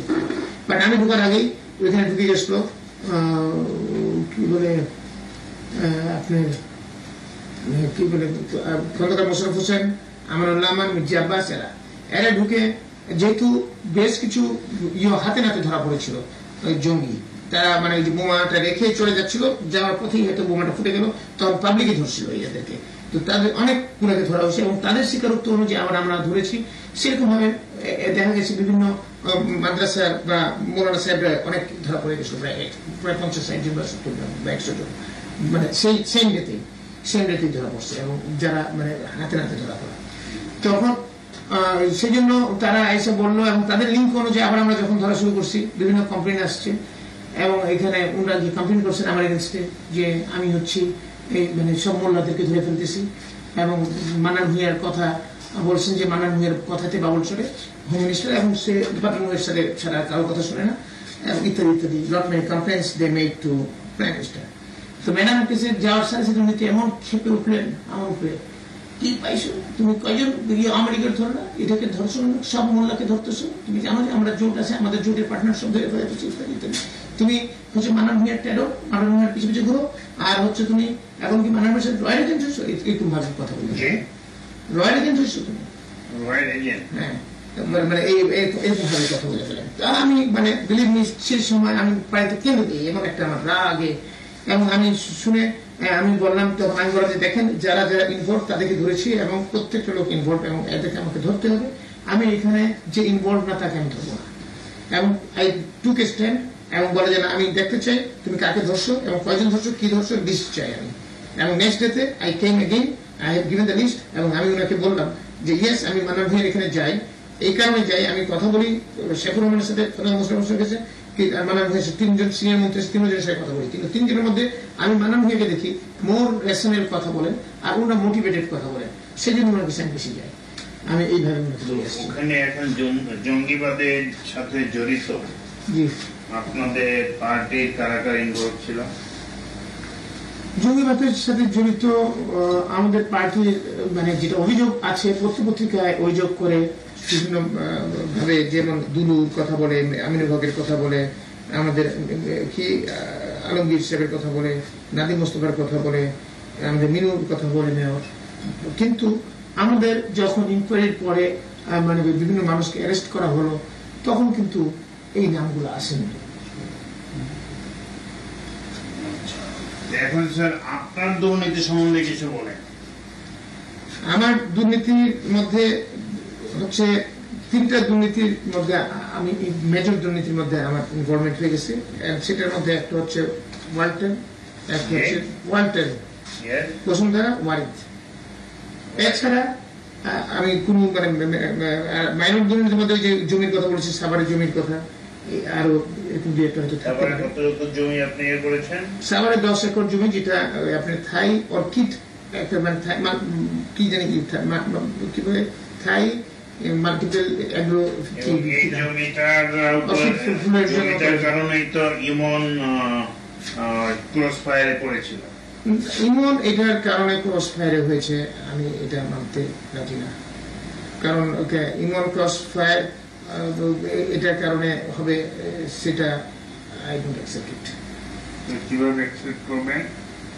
কারণ এই ক্রস ফায়ার হয়েছে সেটা হচ্ছে ক্রিমিনাল হিসাবে, এবং ক্রস ফায়ার হওয়ার পরে আমি জেনেছি যে ইমন নামে সাংবাদিক বিপদ পত্রিকায় যখন এই হাসিনা একদিন বক্তৃতা দিয়ে দিছে যে ইমন আলী নাকি একজন হত্যা হয়েছে ইত্যাদি ইত্যাদি, তখন আমি খোঁজ করছি এবং জানছি, তখনই আমি জানছি। এবং আমি নিজেও জিজ্ঞেস করছি কেমনে করে কি হলো, তো এটা র্যাপ করেছে এবং র্যাপের কিছু খোঁজ নিয়ে জানতে পারবে। আপনার উৎকোচ বা আপনি যে অর্থ গ্রহণ করেছেন কার কার কাছ থেকে, সেটা একটু বলবেন?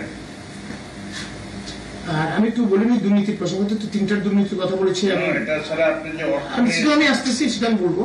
আর স্বরাষ্ট্র মন্ত্রণালয়ের ব্যাপারে আমি একটু বলে দিই যে স্বরাষ্ট্র মন্ত্রণালয় আমি মানে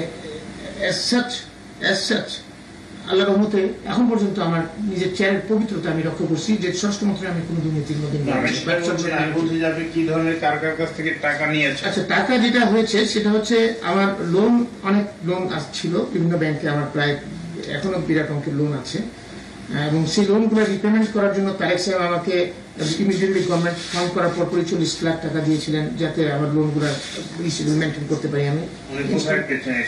উনি তো পার্টির টাকা থেকে দিয়েছেন, ওই যে আমাদের ইলেকশনের টাকা বেঁচেছিল কিছু, সেখান থেকে দিয়ে দিয়েছিলেন, আমি জানি না, বাট আমার মনে হয় সেটা।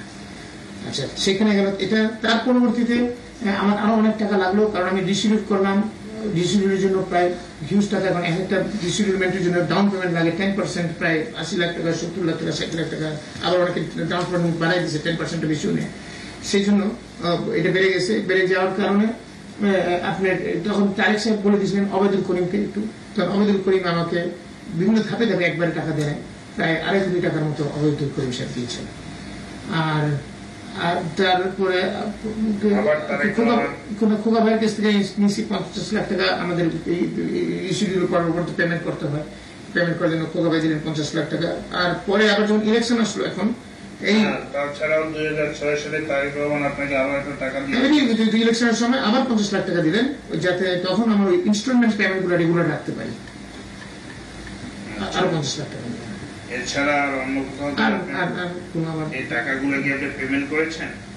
এটা এখনো পেমেন্ট করিনি, বাট এটা লোন হিসেবে আছে। 2002 সালে আপনি টাকা নিয়েছেন, এখনো পেমেন্ট করেন নাই, তার অর্থ ইট ওয়াজ দি টোকেন অফ গিফট। এটা পার্টি থেকে দিয়েছিল তারেক রহমান। জি, পার্টি থেকে শুধু আমাকে না, এই ধরনের আরো অনেকেই এই সাপোর্টটা করেছে।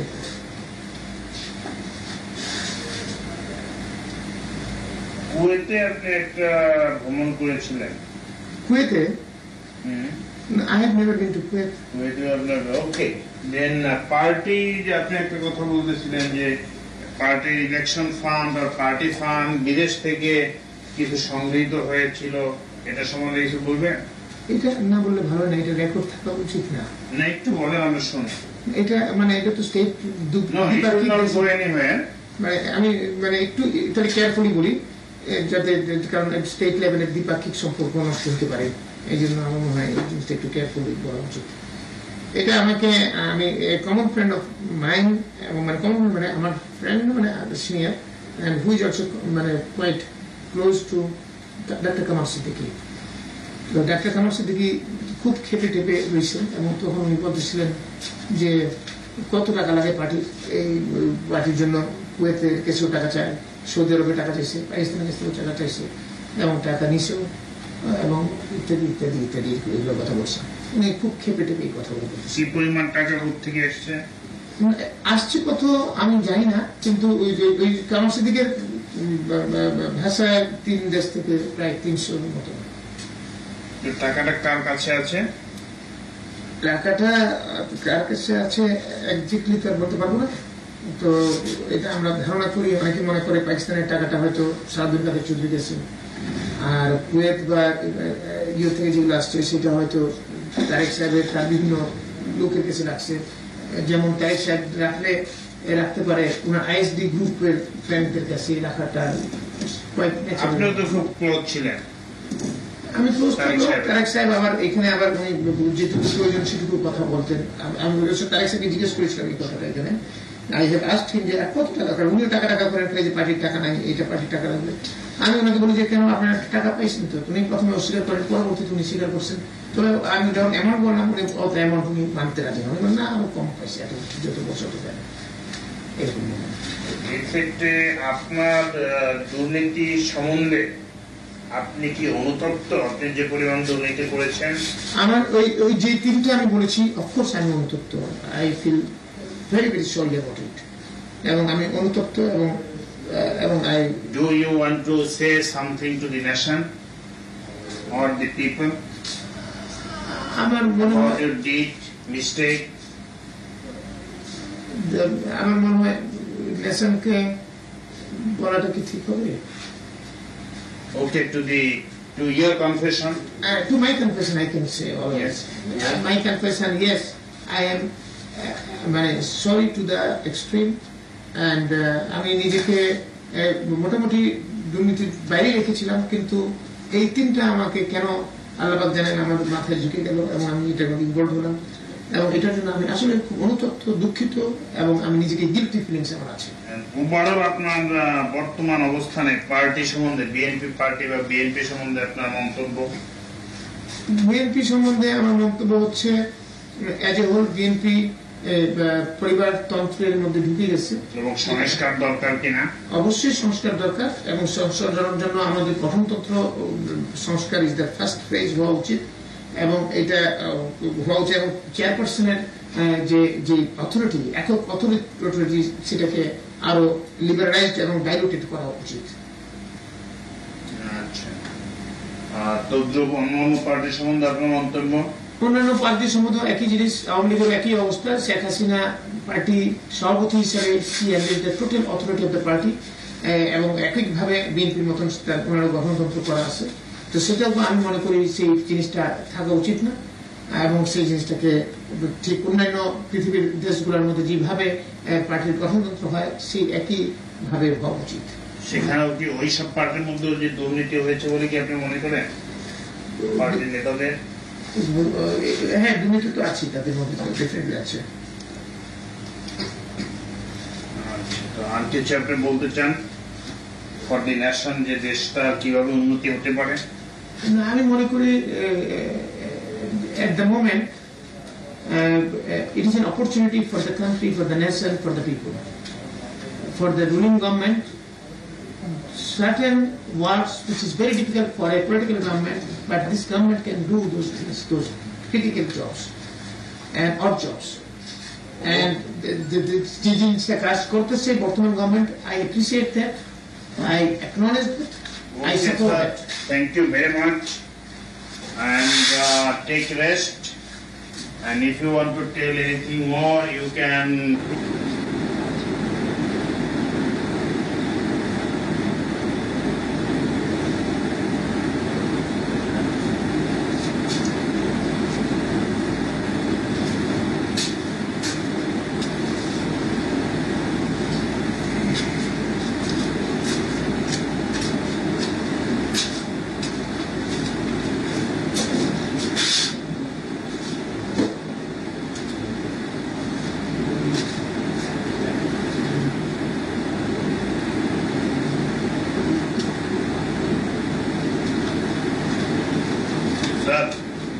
তো সাইফুর রহমান সম্বন্ধে কিছু বলেন দেখি।